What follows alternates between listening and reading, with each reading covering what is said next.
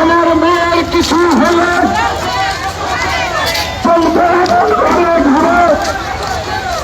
আমার বোনের কিছু হলে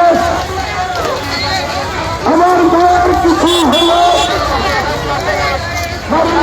হামলা কেন